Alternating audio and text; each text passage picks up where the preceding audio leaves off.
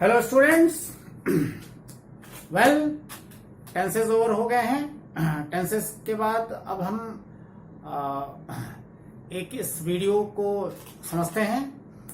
इस वीडियो में आपको इट और देयर वर्ड का यूज बताया जाएगा। इस वीडियो के बाद मैं अलग अलग क्लासों के लिटरेचर पोर्शन पर आ जाऊंगा और फिर मैं डिफरेंट जो लेसन्स हैं, चैप्टर्स हैं, उनको एक्सप्लेन करूंगा। ओके स्टूडेंट्स, सो चलिए देखते हैं कि इट और देयर इन दो वर्डों का क्या मतलब होता है और इन वर्डों का कहां कहां कैसे कैसे यूज किया जाता है। तो फर्स्ट ऑफ ऑल इट है। इट जैसा कि लिखा हुआ है कि when sentence has no subject, तो सिंपली हम इट का यूज वहां करते हैं जब सेंटेंस में कोई सब्जेक्ट ना हो। आपको याद होगा टेंस के प्रैक्टिस के दौरान मैं हमेशा इट जब वर्ड आता था तो हमेशा मैं बारिश हो रही है, तो बारिश हो रही है में इट इसलिए यूज किया जाता है क्योंकि इस सेंटेंस में कोई सब्जेक्ट नहीं होता। So that's why we use it. तो सबसे पहले तो इट वहां यूज करते हैं सेंटेंस में जिस सेंटेंस में कोई सब्जेक्ट नहीं होता। फिर आते हैं, इसको इंट्रोडक्टरी इट कहते हैं, यानी ये किसी चीज का इंट्रोडक्शन देता है, किसी चीज की पहचान देता है, इंट्रोडक्ट करता है। तो ये इट को इंट्रोडक्टरी इट भी कहते हैं। देन इट जो वर्ड है, IT इट वर्ड, यह एक प्रोनाउन है, एक सर्वनाम है। ठीक है। देन यूज्ड फॉर कहां कहां यूज करते हैं, इसको लेकर आप चलिए। तो सबसे पहले तो नॉन लिविंग थिंग्स के लिए यूज करते हैं, जितनी भी मृत चीजें हैं उसके लिए इट यूज करते हैं। देन लिटिल और स्मॉल एनिमल्स, छोटे छोटे जानवरों के लिए हम इट वर्ड का यूज करते हैं। देन वेरी स्मॉल चाइल्ड, बहुत छोटे बच्चों के लिए इट वर्ड का यूज करते हैं।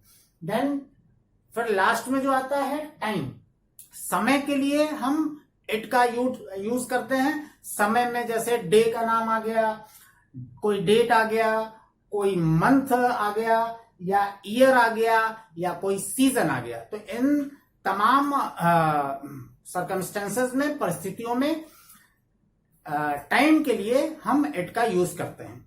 आइए हम इसमें कुछ सेंटेंस की प्रैक्टिस कर लें कि कहां कहां इट का वर्ड का यूज होता है। अब जैसे देखिए ये एग्जाम्पल है, तो इट इज 4 o'clock, 4 बज गए हैं, या 4 बजा है, लास्ट में है आएगा क्योंकि इज लगा है। इट इज 8:30, 8:30 बज गया है या बज गए हैं। इट इज 8:15, क्वार्टर मतलब होता है कि पूरा जो घड़ी होती है वो 60 मिनटों में बटा है, और 60 मिनट का जो 1/4 पार्ट होता है उसको क्वार्टर कहते हैं। तो 60 मिनट का 1/4 पार्ट 15 मिनट हुए। तो जब कभी भी 15 मिनट को हम आम भाषा में सवा कहते हैं, 3:15, 4:15, 6:15, 10:15।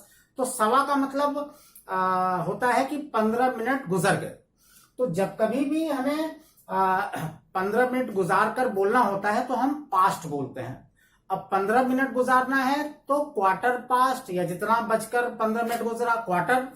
और अगर 10 मिनट 8:10, यानी कि 8 बजने के बाद 10 मिनट और बीत गए, या 9:20, 9:25, 9:29। हाँ, इन सब में पास्ट लगाएंगे, पास्ट वर्ड का यूज होगा। तो क्वार्टर पास्ट 8 का मतलब है कि 8:15 बज गए, या आप ऐसे भी बोल सकते हैं कि 8:15, आप ऐसे भी बोल सकते हैं। लेकिन एक वर्ड में, एक सेंटेंस में जो बोला जाता है क्वार्टर पास्ट 8, या क्वार्टर पास्ट 10, या क्वार्टर पास्ट 6, कुछ भी आप बोल सकते हैं। जब देखिए इट इज 7:45, जब कभी भी 2 आ जाता है, 2 का मतलब है कि बजने में बाकी है। 2 का मतलब बजने में बाकी है। तो 7:45, 7:45, 7:47, 7:49, 2 का मतलब है कि बाकी है, क्वार्टर बाकी है, यानी कि 15 मिनट बाकी है। तो 7:48 मतलब होता है कि 8 बजने में 15 मिनट बाकी है।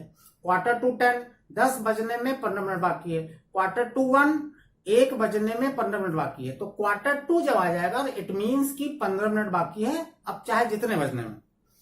फिर देखिए it is 5 minute pass 6। 5 minute pass 6 means होता है कि 6:05। अब चाहे 5 मिनट हो या 6 मिनट हो या 8 मिनट हो 10 मिनट हो, तो जितने मिनट गुजरेगा उतना पास्ट हम बोल देंगे। देन देखिए इट इज 8 मिनट टू 7। 7 बजने में 8 मिनट बाकी है। इस तरह से भी हम सेंटेंसों में इट का यूज करते हैं टाइम के लिए। देन अदर एग्जांपल देख लीजिए कि इट इज मॉर्निंग, सुबह है। इट इज मॉर्निंग नाउ, अब सुबह है। इट वॉज मंडे, सोमवार था। इट वॉज 2020, 2020 था या 2020 का साल था। इट वॉज समर, गर्मी थी।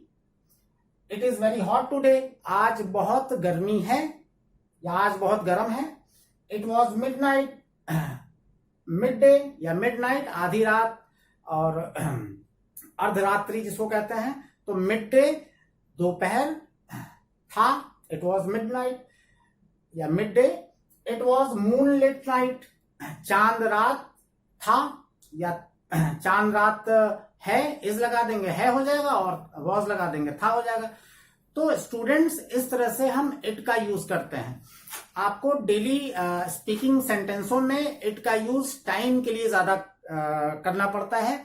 जैसे आपकी घड़ी में क्या वक्त हुआ है या आपकी घड़ी में क्या बजा है, तो what is the time by your watch हम बोलेंगे। आपकी घड़ी द्वारा क्या बजाया जा रहा है, इसका मतलब ये हो गया।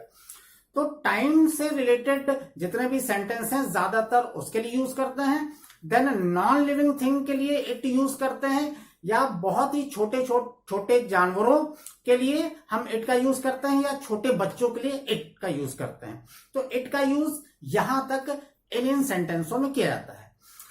नाउ सेंटेंस इस वीडियो का जो सेकंड पार्ट है कि इट के बाद हम देयर देख लेते हैं कि देयर का यूज हम कहां कहां कैसे कैसे करते हैं।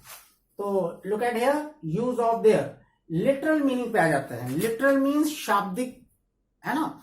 लिटरल मीनिंग मीन्स शाब्दिक मतलब। तो इसका शाब्दिक मतलब क्या है, तो देयर का शाब्दिक मतलब है कि वहां, या किसी चीज को संकेत करने के लिए, संकेत देने के लिए, पॉइंट आउट करने के लिए हम देयर का यूज करते हैं।